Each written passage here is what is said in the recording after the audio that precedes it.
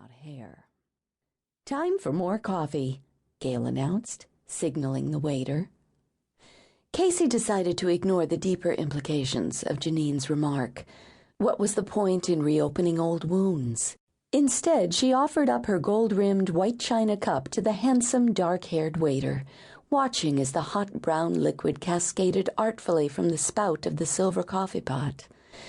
While Casey knew Janine had never quite gotten over Casey's decision to leave the legal placement service they'd co-founded, fresh out of college, to start her own business in the totally unrelated field of interior design, she talked herself into believing that after almost a year, Janine had at least made peace with it. What complicated things was the fact that Casey's new business had taken off running, while Janine's had ground to a halt. And who wouldn't resent that?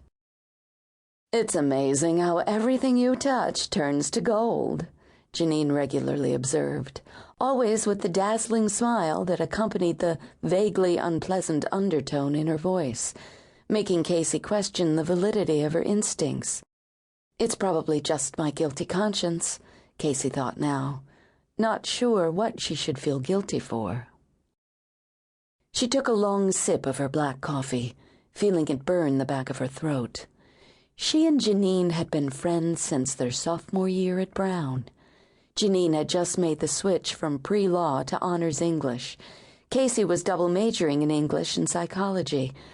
Despite the obvious differences in their personalities, Casey generally the softer, more flexible of the two, Janine the more brittle and outgoing, Casey the more conciliatory, Janine the more confrontational. They'd clicked immediately. Perhaps it was a case of opposites attracting, of one woman sensing something in the other that was lacking in herself. Casey had never tried too hard to analyze the forces that had brought them together, or why their friendship had endured a decade past graduation, despite the myriad changes those 10 years had brought, changes that included the dissolution of their business partnership and Casey's recent marriage to a man Janine described, complete with dazzling smile, as "fucking perfect, of course." Casey chose to be grateful instead. Just as she was grateful for her other close friend, Gail, a young woman much less complicated than either Casey or Janine in virtually every respect. Casey had known Gail since grade school, and although more than 20 years had passed, Gail was essentially the same guileless, open-faced girl she'd always been. With Gail, what you saw was what you got, and what you got was a 32-year-old woman who, despite much hardship, still ended almost every sentence with a giggle, like a shy teenage girl, eager to be liked. Sometimes she even giggled in the middle of a sentence, or even while she was speaking, a habit that was as disconcerting as it was endearing. Casey considered it the auditory equivalent of a puppy offering up its stomach to be stroked. Unlike Janine, there were no pretenses where Gail was concerned, no hidden agendas, no particularly deep thoughts.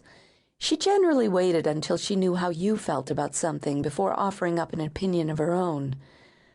Occasionally Janine grumbled about Gail's naivete and unrelenting optimism, but even she'd been forced to agree that Gail was such a pleasant person, it made you feel good just to be around her. And Casey admired the skill involved in being able to listen to both sides of an argument and make each party believe you were on her side. It was probably what made her such a good saleswoman. "Everything okay?"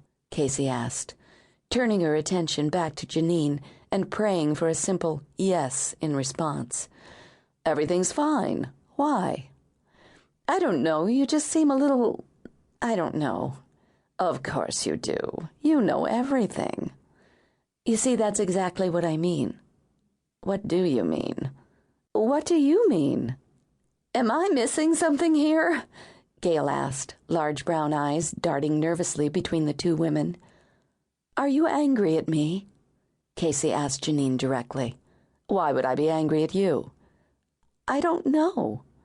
"I honestly don't know what you're talking about." Janine touched the gold locket at her throat and adjusted the collar of her crisp white Valentino blouse. Casey knew it was Valentino because she'd seen it on a recent cover of Vogue.